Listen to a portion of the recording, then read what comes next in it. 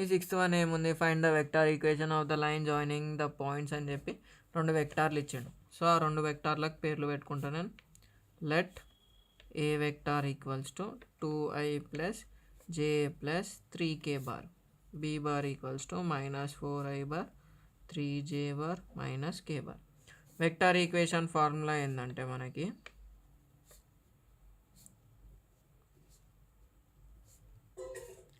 r bar equals to 1 minus t into A bar plus tb bar.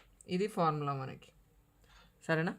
ఒక కొత్త constant తోటి into చేస్తాం అంతే. ఇది మనకు ఫార్ములా. ఈ ఫార్ములా వస్తే వెక్టార్ ఈక్వేషన్ అనగానే ఈ ఫార్ములా రావాలి. సో ఇప్పుడు ఇక్కడ చేద్దాం. r vector equals to 1 minus t into A 2i plus j plus 3k bar plus t into b -4i plus 3j minus k.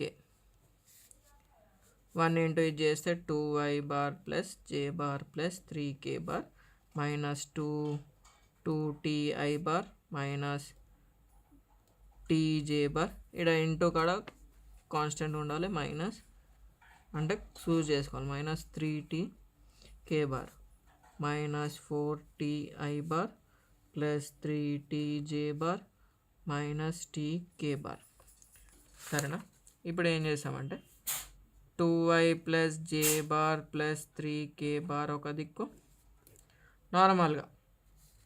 ఇప్పుడు ఇండ్లకేని 5 ఉంది, ఇక్కడ -2t ఉంది, -4t ఉంది. So -6ti bar.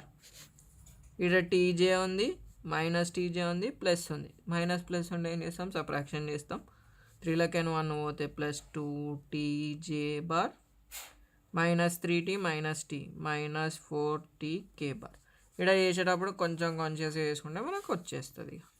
So 2i bar plus j bar plus 3k bar. ఇక్కడ ఏం చేసామంటే నువ్వు 2tని common తీసుకో, -2tని బయటికి తీసినామంటే 2 3i బార్.